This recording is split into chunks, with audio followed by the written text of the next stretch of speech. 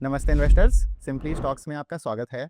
June first quarter result series में आगे बढ़ते हुए आज हम आपके लिए 4 नए स्मॉल कैप स्टॉक्स लेकर आए हैं, जिन्होंने काफ़ी स्ट्रॉन्ग रिजल्ट्स निकाले हैं और ये अभी काफ़ी ट्रेंड में भी हैं। हम इन कंपनियों का शॉर्ट में आज बिजनेस मॉडल समझेंगे और फिर इनका रिजल्ट्स और कॉन कॉल एनालिसिस करेंगे और साथ में हम ये भी देखेंगे कि इनका भविष्य आगे कैसा लग रहा है और यहाँ से एक ऐसी अपॉर्चुनिटी दिख रही है। पर हाँ, एज अ स्टैंडर्ड डिस्क्लेमर, ये वीडियो किसी भी तरह से इन बिजनेसेस पर बायस सेल रिकमेंडेशन बिल्कुल भी नहीं है, तो उसका आपको बहुत ज़्यादा ध्यान रखना है। इसके साथ ही चलिए शुरू करते हैं।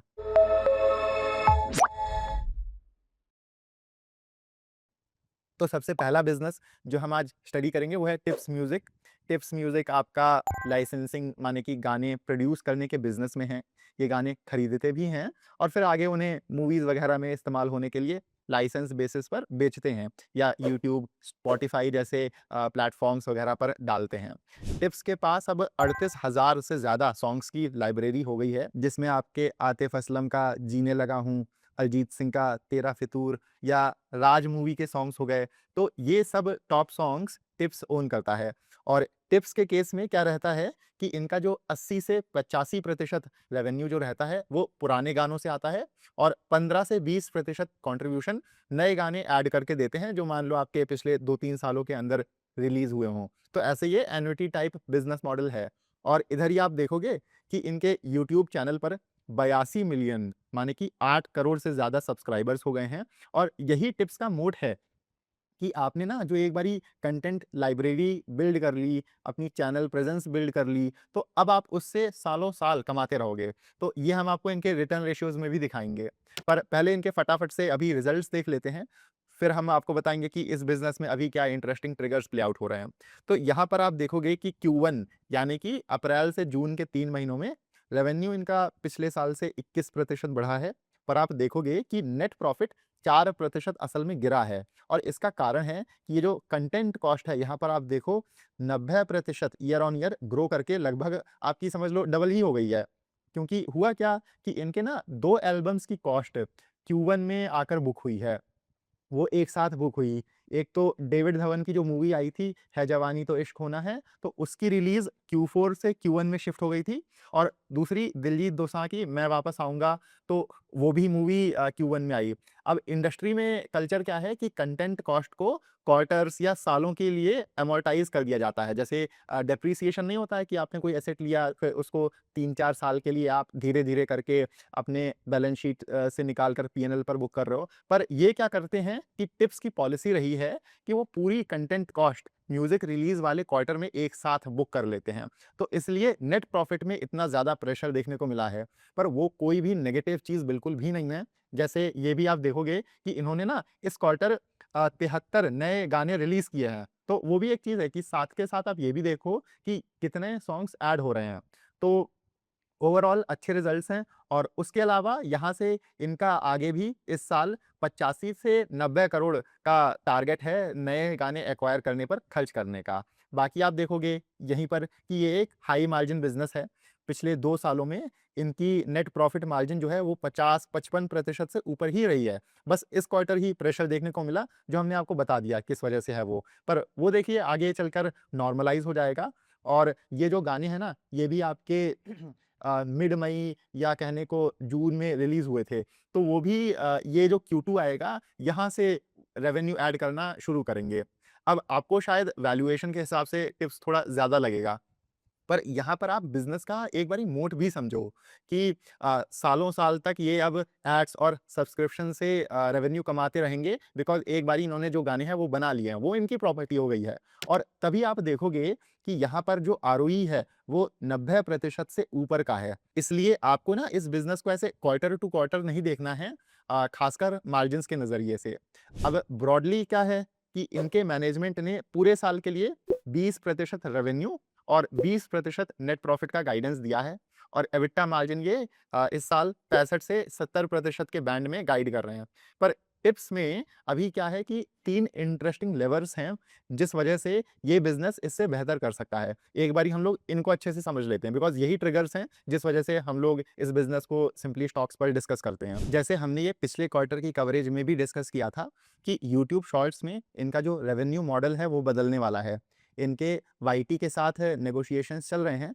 फिर ये करंट फिक्स्ड प्राइस मॉडल से लॉन्ग फॉर्मेट वीडियोस की तरह है, वहाँ पर जैसे percentage share of ad revenue रहता है, तो उस मॉडल पर मूव कर जाएँगे शॉर्ट्स के लिए भी। अब वैसे तो ये डील ये जून के अंत तक हो जानी चाहिए थी, पर कॉन कॉल में मैनेजमेंट ने बताया कि डिले है, अभी भी बात चल रही है और अब इन्होंने सितंबर अंत तक होने का अंदाज़ा दिया है। तो ये डील अगर हो जाती है, तो ये एक बड़ा ट्रिगर रहेगा टिप्स में। और क्योंकि शॉर्ट जो फॉर्म कंटेंट है ना, उसका कंजम्पशन काफ़ी ज़्यादा है, तो ये मॉडल चेंज होने से इन्हें फ़ायदा मिलेगा और फिर जब भविष्य में मान लेते हैं एक ऐसा दौर आएगा कि इनके सॉन्ग्स काफ़ी वायरल चले गए, तो ये उन्हें वहाँ नॉन लीनियर बेनिफिट मिलेगा और जो भी रेवेन्यू आएगा वो पूरा का पूरा आपका बॉटम लाइन में यानी कि प्रॉफिट में पास ऑन हो जाएगा, क्योंकि कॉस्ट तो एक तरह से पहले ही बुक हो चुकी है ना आपकी, जो भी खर्चे थे गाने को एक्वायर करने के या गाना बनाने के। प्लस यूट्यूब वैसे भी टिप्स के लिए काफ़ी बड़ा प्लेटफ़ॉर्म है। इनका ना अभी यहाँ से 40 से प 50% रेवेन्यू इधर से ही आता है। और फिर 2 और ट्रिगर्स जो थोड़ा मीडियम टर्म में प्ले आउट करेंगे या हेल्प करेंगे, वो हैं एक तो पेड सब्सक्रिप्शन और public performance rights. Paid subscriptions में आपके स्पॉटिफ़ाई, जियो सावन जैसे प्लेटफ़ॉर्म्स आ गए और पब्लिक परफॉर्मेंस में कॉन्सर्ट्स हो जाते हैं, लाइव शोज़ हो जाते हैं या टीवी शोज़ हो जाते हैं वगैरह-वगैरह, तो वो सब आ जाते हैं। तो ये दोनों सेगमेंट्स भी टिप्स के लिए 20 से 25% रेवेन्यू लाते हैं और दोनों ही अभी काफ़ी तेज़ 40 से 50% सीएजीआर से ग्रो कर रहे हैं। बिकॉज़ आप देखो कि बेहतर एक्सपीरियंस के लिए अब लोग प्रीमियम सब्सक्रिप्शन लेने लगे हैं या वो प्रेफ़र कर रहे हैं। जैसे आप खुद भी इरिटेट हो जाते होंगे इतने एड्स सुन के। और ऐसे ही भारत में काफ़ी तेज़ी से कॉन्सर्ट्स होने लगे हैं, तो इस स्पेस में भी काफ़ी स्कोप है। हाँ, एक चीज़ और, इस क्वार्टर ना इनका बायबैक भी होना था, पर वो डिले हो गया है। तो इस वजह से आपने देखा होगा कि टिप्स में इतना शार्प करेक्शन भी देखने को मिला था। पर मैनेजमेंट ने कहा कि सेबी ने 1 अगस्त के बाद बायबैक रूल्स अपडेट किए हैं, तो इन्हें उसका इंतज़ार था। तो नेक्स्ट मीटिंग 5 अगस्त को शेड्यूल कर दी थी मैनेजमेंट ने, इस वजह से इन्होंने डिले किया। पर अब ये सब अनसर्टेनिटी क्लियर हो गई है। पर हुआ क्या कि हाँ, ये जो भी अनसर्टेनिटी हुई बायबैक रिलेटेड, फिर प्रॉफिट में डिक्लाइन देखने को मिला, तो उसकी वजह से मार्केट थोड़ा काफ़ी ज़्यादा उसको मतलब थोड़ा रफ तरीके से स्टॉक को ट्रीट किया। पर अब सब जगह क्लैरिटी मिल चुकी है, तो ओवरऑल हम बोलेंगे कि टिप्स के अच्छे रिजल्ट्स आए हैं, ऐसा कोई सरप्राइज़ वाली बात नहीं है यहाँ पर। और आगे चलकर एक ऐसा समय आ सकता है कि जब ये सारे जो ट्रिगर्स हैं या लेवर्स हैं आपके एक साथ प्ले आउट होंगे और ये जो अभी हमें 20% रेवेन्यू ग्रोथ रेट दिख रहा है, वो बढ़कर आपका 30-40% तक जा सकता है। और ग्रोथ रेट एप्रिशिएट होने पर मार्केट भी उस बिज़नेस को या किसी भी बिज़नेस को काफ़ी ज़्यादा रिवॉर्ड करता है। अब चलिए हम लोग आज के अपने दूसरे बिज़नेस को देख लेते हैं, जो है आपका आरआर केबल। तो आरआर के बिज़नेस मॉडल में तो हम ज़्यादा डेप्थ में जाएँगे नहीं, कोई मतलब नहीं है, बिकॉज़ देखिए हम सभी को पता है कि वायर्स एंड केबल्स क्या होते हैं। पर हाँ, ये एक चीज़ आप समझो कि आरआर की जो ज़्यादातर सेल्स हैं, वो वायर्स से आती हैं। जबकि जब हम पॉलीकैब या केईआई जैसे अन्य प्लेयर्स को देखते हैं, तो उनके लिए केबल्स जो हैं, वो मेन रेवेन्यू कंट्रीब्यूटर हैं। तो इस वजह से आपको वो मार्जिन डिफरेंस भी दिखेगा कि उनके मार्जिन्स आरआर से बेहतर हैं। केबल्स में जो मार्जिन्स होते हैं, वो वायर्स से ज़्यादा होते हैं। अब कुल सेल्स में इनकी 90 से 91% सेल्स जो हैं, वो वायर्स और केबल से आती हैं और बाकी 9 से 10% एफएमईजी सेगमेंट का शेयर है, जिसमें ये फैन्स गीज़र्स, स्विचेज़ और बाकी इलेक्ट्रॉनिक्स और इलेक्ट्रिकल आइटम्स बेचते हैं। आरआर का फ़ोकस केबल्स का अपना बिज़नेस बढ़ाने पर रहा है। इसके लिए ये लगभग अभी 1200 करोड़ रुपए का बड़ा केपेक्स कर रहे हैं, जिसमें से करीब 80% माने कि 800 से 840 करोड़ रुपए इन्वेस्टमेंट जो है वो केबल कैपेसिटीज़ बढ़ाने पर फ़ोकस्ड रहेगी और इसमें से कुल ये 600 से साढ़े 600 करोड़ रुपए तो इस साल ही निवेश कर रहे होंगे। अब सीधा इनके रिज़ल्ट्स पर आते हैं, तो आप इस स्लाइड में देखोगे कि Q1 में सेल्स इनकी पिछले साल से 54% बढ़ी हैं। इसमें अच्छा खासा कंट्रीब्यूशन एल्यूमीनियम और कॉपर जो इतना रैली कर गए, तो उसका भी है। तो इसलिए अगर हम वॉल्यूम वाइज़ ग्रोथ देखेंगे ना, तो वायर्स में 12% वॉल्यूम ग्रोथ आई है और केबल्स में और अच्छी 25% की वॉल्यूम ग्रोथ देखने को मिली है। तो ओवरऑल वॉल्यूम्स में 17% की ग्रोथ है। और जो हम आपको कह रहे थे कि इनका केबल्स बिज़नेस ग्रो करता आया है, तो केबल्स में मार्जिन्स वायर से बेहतर होते हैं। बाकी फिर कंपनी को स्केल और ऑपरेटिंग लेवरेज का भी फ़ायदा मिला है। तो इस वजह से आप देखोगे कि भले वॉल्यूम ग्रोथ तो बस 17% है, पर एबिट्टा इनका पिछले साल से लगभग डबल ही हो गया है। माने कि मार्जिन्स एक्सपैंड हुए हैं। EBITDA margin year on year 7% से 9% हो गई है। और एक चीज़ है कि इनका जो एफएमईजी बिज़नेस है, वो अब तक लॉसेस में था। वो इसी क्वार्टर ही ब्रेक इवन हुआ है उसका। तो वो सेगमेंट कंसोलिडेटेड लेवल पर मार्जिन को गिरा रहा है। वरना अगर आप सिर्फ़ वायर्स और केबल्स के मार्जिन्स हमसे पूछोगे, ऑल्दो यहाँ लिखा नहीं है, तो वहाँ पर जो मार्जिन है आपकी 9.9% माने कि 10% तक पहुँच गए हैं। और इसके अलावा फिर यहाँ पर आप देखोगे वही चीज़, सेम चीज़ कि नेट प्रॉफ़िट में भी ज़बरदस्त 129% की ग्रोथ देखने को मिली है। नेट प्रॉफ़िट मार्जिन भी आपकी 4.4% से बढ़कर 6.5% हो गई है। तो ओवरऑल ये बहुत अच्छे रिज़ल्ट्स हैं और आरआर से इतने अच्छे रिजल्ट्स की एक्चुअली उम्मीद भी नहीं थी। बिकॉज़ आपको याद होगा कि हमने अपने Q4 एनालिसिस में डिस्कस किया था कि ये एक रिस्क है कि वॉर की वजह से इनके जो मिडल ईस्ट में एक्सपोर्ट्स हैं, वहाँ पर फ़र्क पड़ सकता है। तो मेबी शायद रिजल्ट्स थोड़े से कमज़ोर रहें। तो ये मैनेजमेंट ने खुद भी कहा था कॉन कॉल में, पर उन्होंने बताया कि मिडल ईस्ट में सिचुएशन नॉर्मल रही है, अच्छा बिज़नेस आया है और फिर यूरोप भी आपका काफ़ी अच्छा परफ़ॉर्म किया है। तो ओवरऑल रिजल्ट्स काफ़ी अच्छे हैं। अब आगे का देखें, तो अगर कॉपर अभी जिस रेट पर चल रहा है वहीं रहता है, तो कंपनी को यहाँ पर भी प्राइसिंग का बेनिफिट मिलता रहेगा। लेकिन हमें जो मेन ना टॉप लाइन ग्रोथ से ज़्यादा वॉल्यूम ग्रोथ पर ध्यान देना है। तो वो मेन मेट्रिक होता है इसमें वायर्स एंड केबल सेक्टर में। आप ऐसे सेल्स ग्रोथ सिर्फ मत देखो। तो मैनेजमेंट ने इस साल FY27 के लिए 18% वॉल्यूम ग्रोथ का गाइडेंस दिया है। ये अभी Q1 में ही 17% कर ले गए हैं, तो ओवरऑल तो ऑन ट्रैक हैं। और वायर्स और केबल सेक्टर में जो आपका H2 होता है, माने कि ये सितंबर से मार्च का समय, वो हमेशा H1 से स्ट्रॉन्ग रहता है। तो आगे भी हम आरआर से अच्छे नंबर्स एक्सपेक्ट कर सकते हैं। बाकी इतने अच्छे मार्जिन एक्सपेंशन के बाद भी हुआ क्या है कि अभी तो ये अपनी पुरानी जो गाइडेंस थी कि FY28 तक ये 10.5% की मार्जिन गाइडेंस पर रहेंगे या पहुँच जाएँगे। तो अभी ये मेंटेन कर रहे हैं, पर हमको पर्सनली लगता है कि ये आराम से उसे बीट कर ले जाएँगे। और अभी बिकॉज़ जैसे आप देखोगे जो हमने आपको बताया मार्जिन 9.9 या 10% तक पहुँच रही हैं। बाकी केबल्स का कंट्रीब्यूशन बढ़ने और फिर B2B बिज़नेस एक्सपैंड होने और फिर ऑपरेटिंग लेवरेज के साथ कुल मिला के मार्जिन्स में अब हमको यहाँ से और ज़्यादा इम्प्रूवमेंट देखने को मिल रहा होगा। तो इसलिए इतनी रैली के बाद भी आपका आरआर अभी काफ़ी अट्रैक्टिव बिज़नेस है, हम आपको बोलेंगे। और आपको जो ना अभी जैसे स्क्रीनर पर या कहीं आप देखोगे कि 50-51 का पीई वो बताएगा, तो वो आपको देखने में ज़्यादा लग रहा होगा। पर जब आप मार्जिन एक्सपेंशन को लेकर चलोगे, तो आपको रियलाइज़ होगा कि आरआर अभी भी आपका काफ़ी अच्छे वैल्यूएशन पर है।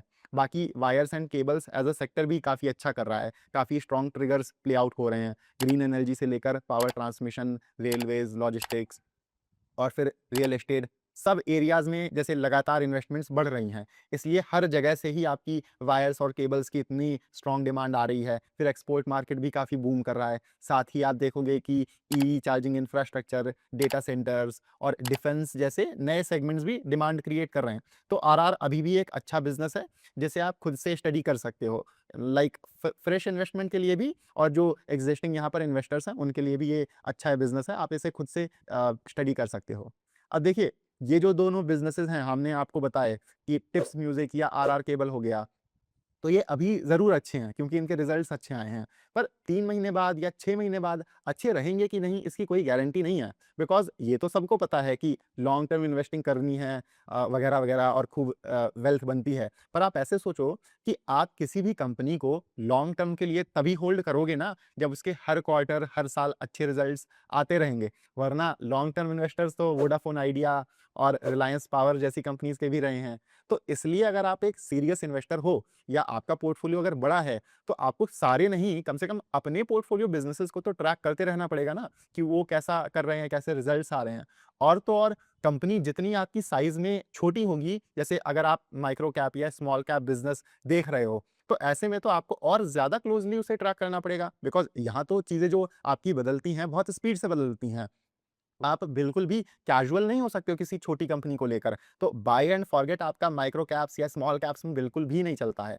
पर दिक्कत क्या आती है रिटेल इन्वेस्टर के साथ कि उनको पता ही नहीं है कि कब किस कंपनी के रिजल्ट्स आ रहे हैं, और पता भी चल जाए तो ये नहीं समझ में आता है कि उन जो रिजल्ट्स हैं, उन वो जो आए हैं, उनको स्टडी कैसे करें। और तो और इतनी सारी कंपनियां हैं मार्केट में 5-6 हज़ार के आसपास, तो किस-किस को ट्रैक करें।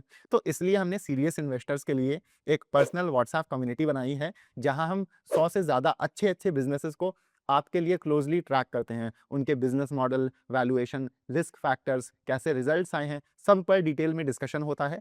यहाँ हम अपना पोर्टफोलियो भी शेयर करते हैं और वन ऑन वन आपके सारे डाउट्स भी क्लियर करते हैं। पर याद रहे, ये एक पेड कम्युनिटी है और इसमें 2 प्लान्स हैं, 6,000 रुपए का 6 महीने के लिए और 10,000 रुपए का साल भर के लिए। 6 महीने वाले प्लान में महीने का रेट 1,000 रुपए पड़ेगा और साल भर वाले में आपको मंथली रेट बस 850 रुपए पड़ेगा। तो अगर आप इंटरेस्टेड हैं, आप ये व्हाट्सएप नंबर पर हमें मैसेज कर सकते हैं, वरना आप नीचे दिए हुए लिंक से भी हमें कॉन्टैक्ट करके ये कम्युनिटी ज्वाइन कर सकते हैं। वापस से अपने डिस्कशन पर आते हैं, तो आज का तीसरा बिज़नेस जो हम स्टडी करेंगे वो है थायरोकेयर टेक्नोलॉजीज़। ये एक हेल्थ केयर डायग्नोस्टिक्स कंपनी है और ये पैथोलॉजी लैब्स चलाते हैं। ये मॉडल काम ऐसे करता है कि मान लो डॉक्टर ने आपको कोई ब्लड टेस्ट कराने को बोला, तो आप थायरोकेयर के फ्रेंचाइजी या कलेक्शन सेंटर पर जाकर सैंपल दे देते हो और फिर वो फ्रेंचाइजी वो ब्लड सैंपल को आगे लैब भेज देती है। 1-2 दिन में आप उस फ्रेंचाइजी पर वापस जाकर या तो रिपोर्ट ले लेते हो या आपके पास वो ऑनलाइन आ जाती है।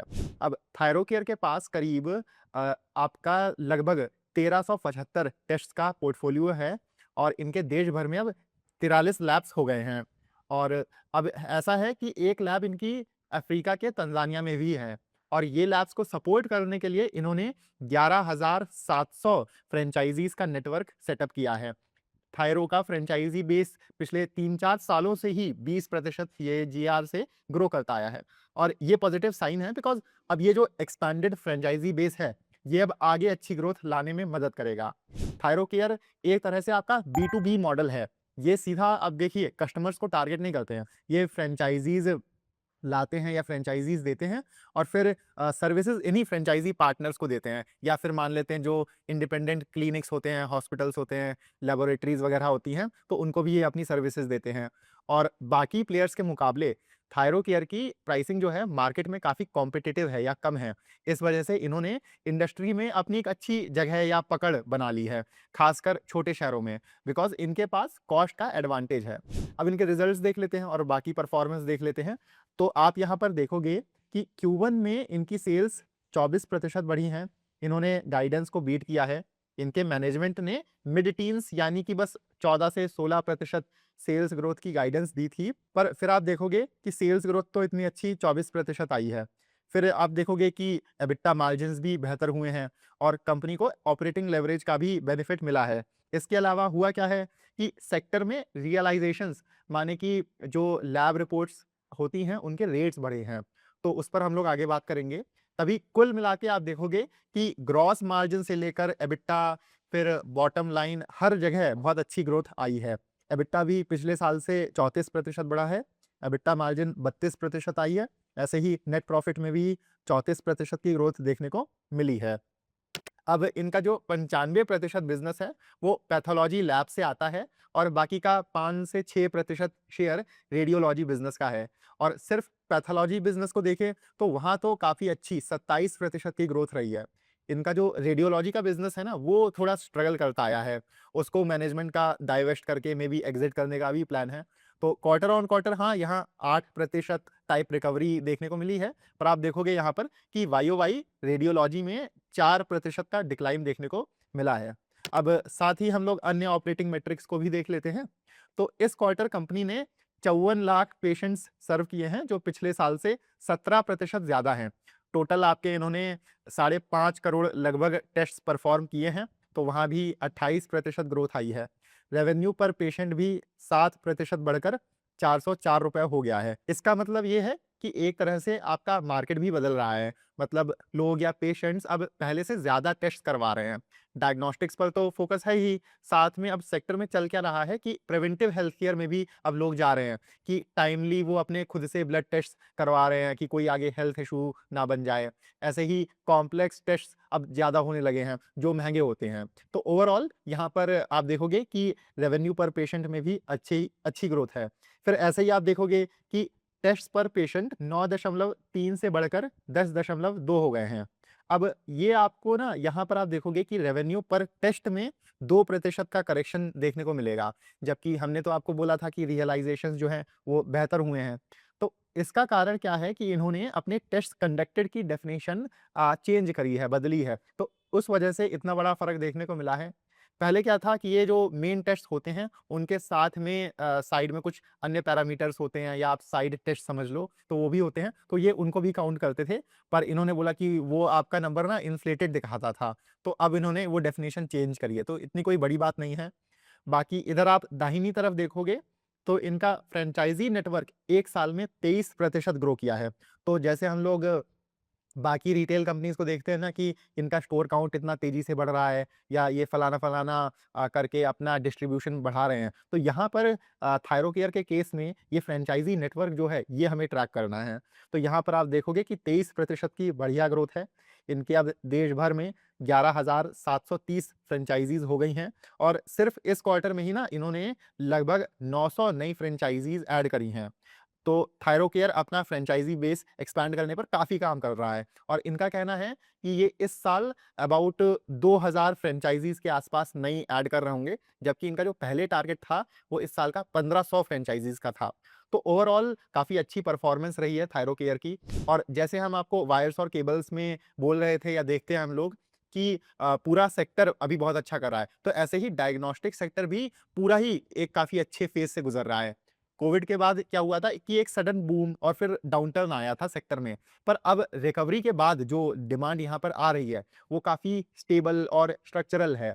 प्रिवेंटिव हेल्थ केयर के लिए अवेयरनेस काफ़ी बढ़ रही है लोगों में और फिर ऑर्गेनाइज्ड प्लेयर्स आपका धीरे-धीरे छोटे रीजनल लैबोरेटरीज़ से मार्केट शेयर या तो गेन कर रहे हैं, उनसे छीन रहे हैं या तो सेक्टर में कंसोलिडेशन हो रहा है कि ये जाके उन्हें खरीद रहे हैं।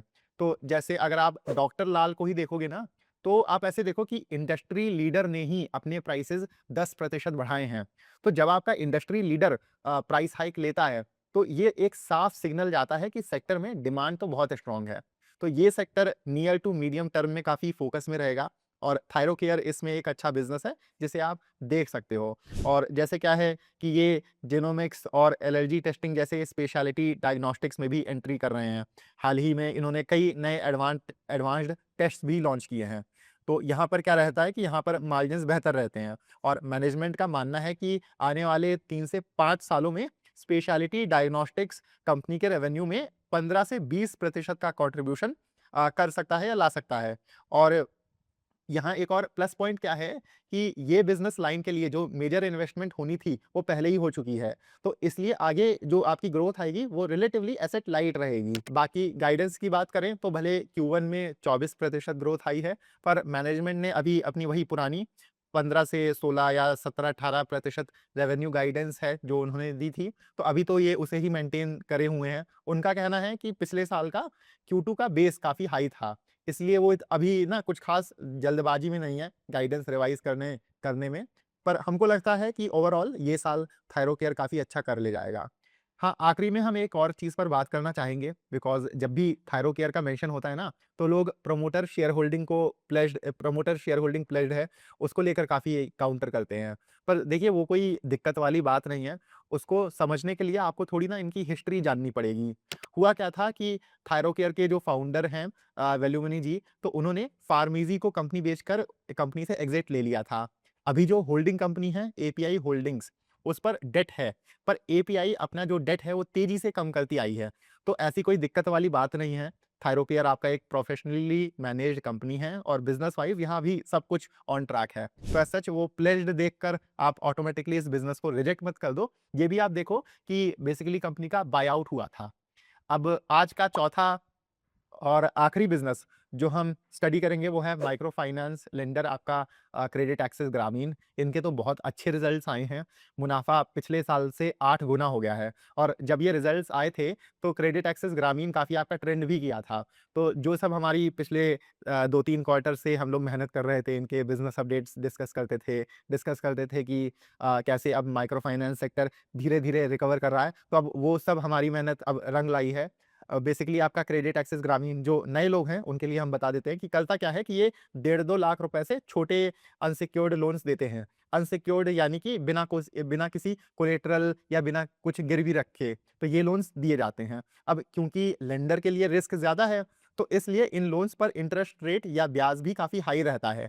तो एमएफआई बेसिकली आपका एक हाई मार्जिन बिज़नेस है, पर रिस्की भी है। अब ये आपका साइक्लिकल सेक्टर भी है। जैसे काफ़ी समय बाद एमएफआई लेंडर्स आपका डाउनटर्न से अब निकल रहे हैं। तभी आप देखोगे कि उत्कर्ष, उज्जीवन से लेकर अरमान, क्रेडिट एक्सेस सबके रिजल्ट्स अभी इतना अच्छे आए हैं या आने वाले हैं। और इनमें क्रेडिट एक्सेस इंडस्ट्री का सबसे बड़ा माइक्रो फाइनेंस प्लेयर है। इनका एयूएम या टोटल लोन बुक जैसे आप यहाँ पर देखोगे, तो वो पिछले साल से 16.5% लगभग ग्रो करके 30,300 करोड़ रुपए के पार हो गया है। डिसबर्समेंट्स यानी कि जो नए लोन्स दिए हैं कंपनी ने, वहाँ पर भी लगभग 12% की ग्रोथ है। तो ये बहुत अच्छी या कह लें बहुत अच्छी प्रोग्रेस या रिकवरी है, और इतने अच्छे नंबर्स हमें इतने समय बाद देखने को मिले हैं। आप क्वार्टर ऑन क्वार्टर यहाँ पर मत देखना, क्योंकि Q1 जो होता है वो एनबीएफसीज़ के लिए सीज़नली कमज़ोर क्वार्टर रहता है। पर वाई-ओ-वाई देखोगे तो आपको वो साफ अच्छी रिकवरी देखने को मिलेगी। इनकी लोन बुक में 79 से 80% कंट्रीब्यूशन ट्रेडिशनल ग्रुप लेंडिंग का है, और अब 20% हिस्सा रिटेल फाइनेंस का हो गया है। तो ये सेगमेंट आपका काफ़ी अच्छा कर रहा है इनके लिए। रिटेल फाइनेंस में कंपनी ना अपने जो पुराने और अच्छे रीपेमेंट हिस्ट्री वाले जो इनके कस्टमर्स होते हैं, उनको individual business loans, housing loans, फिर ऐसे ही टू व्हीलर लोन्स जैसे अन्य प्रोडक्ट्स ऑफर करती है। तो यहाँ आप देखोगे कि 1 साल पहले तक ये जो सेगमेंट है, इसका शेयर बस 7% हुआ करता था, जो अब बढ़कर इतना ज़्यादा हो गया है। तो कंपनी अच्छा डाइवर्सिफ़ाई कर रही है। अब देखिए वीडियो लंबी जा रही है, तो हम लोग फटाफट से बाकी मैट्रिक्स देख लेते हैं। ओवरऑल सब रिज़ल्ट्स, सब इनके पैरामीटर्स या मैट्रिक्स अच्छे आए हैं, तो बहुत डिटेल में नहीं जाएँगे, ऊपर-ऊपर से हम लोग देख लेते हैं। बिकॉज़ इसको हमने अपने बिज़नेस अपडेट में भी काफ़ी अच्छे से डिस्कस किया था। तो इधर आप देखोगे कि कैसे इनकी जो एसेट क्वालिटी है वो बेहतर होती आई है। ग्रॉस एनपीएज़ पिछले 1 साल में 4.7% से कम होकर लगातार कम होकर 2.2% पर आ गए हैं। ऐसे ही पार 90 प्लस बकेट तो 3.3% से आधे से भी कम होकर अब बस 1.46% रह गई है। फिर इसका रिजल्ट आपको दाहिनी साइड पर यहाँ पर देखने को मिलेगा, और ये हमने ना आपको अपने पिछले वीडियो में उज्जीवन और उसके अलावा फिर आई फाइनेंस के ज़रिए बताया था कि एनपीएस जब आपके कम होते हैं, तो क्रेडिट कॉस्ट ऑटोमैटिकली आपकी वो भी कम हो जाती है। इसलिए आप देखोगे कि यहाँ पर जो नेट प्रॉफ़िट है, वहाँ पर कितनी अच्छी ग्रोथ आई है। नेट प्रॉफ़िट इनका 8 गुना हो गया है। नेट प्रॉफ़िट आप यहाँ देखो कि 60 करोड़ से सीधा अब 490 करोड़ के ऊपर आया है। इसलिए आप देखोगे कि आरओई और आरओए जो 1 साल पहले बस 3.4 और 0.9% हुआ करता था, वो अब 24.5% लगभग और 5.9% पहुँच गए हैं इस साल आरओई और आरओए। सो ओवरऑल हम कह सकते हैं कि क्रेडिट एक्सेस आपका पूरा डाउनटर्न से रिकवर कर चुका है, और साथ के साथ अब यहाँ पर ग्रोथ भी आ रही है। ये अभी तो अपनी पुरानी जो इनकी गाइडेंस है, उससे आगे चल रहे हैं। तो इन्होंने जैसे यहाँ पर आप देखोगे कि इस साल के लिए अपना जो गाइडेंस दिया था कि ये 20 से 25% की एयूएम ग्रोथ ला रहे होंगे। साथ ही निम यानी कि नेट इंटरेस्ट मार्जिन इनकी 12.8 से 13.2% के बीच रह सकती है। पर Q1 में इनकी निम कितनी आई? वो आई 14.4%। ऐसे ही क्रेडिट कॉस्ट इनकी 3-4% रह सकती है, उससे भी कम आई है। और आरओए जो इन्होंने बोला था कि ये 4.4% से 4.8% और आरओई 16 से 20% तक ले जा सकते हैं इस साल, तो वो भी हमने देखा कि आरओए और आरओई नंबर्स कितने अच्छे आए हैं। तो ओवरऑल क्रेडिट एक्सेस के बहुत अच्छे रिजल्ट्स हैं। अच्छा कंपनी प्रोग्रेस कर रही है। बाकी इनके मैनेजमेंट का टारगेट है कि ये अगले साल दिसंबर तक अपनी लोन बुक को 50,000 करोड़ रुपए का कर लेंगे, तो वो भी एक बहुत बुलिश टोन रखी मैनेजमेंट ने। साथ ही इन्होंने बताया कि अभी ग्राउंड लेवल पर किसी नए स्ट्रेस के कोई साइंस नहीं दिख रहे हैं। तो बहुत ओवरऑल अच्छी कॉन कॉल थी, बहुत अच्छा पूरा माहौल था। और हाँ, ये भी थोड़ा कंज़र्वेटिव ही चल रहे हैं अभी भी, कि इसलिए इन्होंने फिलहाल गाइडेंस नहीं रिवाइज़ करी है कि वो कह रहे हैं कि हमें जल्दबाज़ी नहीं करनी है, हम एक और क्वार्टर देख के करेंगे। पर ओवरऑल जो आप ऐसे समझो कि बिज़नेस जिस डायरेक्शन में जा रहा है, जो मैनेजमेंट का ऑप्टिमिज़्म है, तो वो ओवरऑल बहुत स्ट्रॉन्ग है। तो माइक्रो फाइनेंस सेक्टर का हम बोल सकते हैं कि डाउन साइकिल अब काफ़ी हद तक पीछे छूट चुका है। अगर आपको एमएफआई को सबसे कंज़र्वेटिवली भी प्ले करना है कि आपको ऐसे कोई बहुत माइक्रो कैप या छोटे बिज़नेस में नहीं जाना है, तो क्रेडिट एक्सेस ग्रामीण ये स्पेस का सबसे बड़ा और सबसे स्टेबल लेंडर है। इनकी काफ़ी अच्छी हिस्ट्री रही है, मैनेजमेंट अच्छा है, और एसेट क्वालिटी आपकी नॉर्मल हो रही है, नए बोरोवर्स जुड़ रहे हैं, फिर रिटेल फाइनेंस का भी कंट्रीब्यूशन बढ़ रहा है, और प्रॉफिटेबिलिटी भी अब काफ़ी स्ट्रॉन्ग लेवल्स पर आ गई है। तो क्रेडिट एक्सेस ग्रामीण एक अच्छा बिज़नेस है, जिसे आप देख सकते हो इस स्पेस में। अब देखिए कि ये जो अर्निंग सीज़न है, अभी बहुत सारी कंपनियों के इसमें काफ़ी रिकॉर्ड रिज़ल्ट्स आए हैं। तो आगे भी हम ऐसे ही कई सारे अब बिज़नेस एनालिसिस आपके लिए बहुत स्पीड से ला रहे होंगे।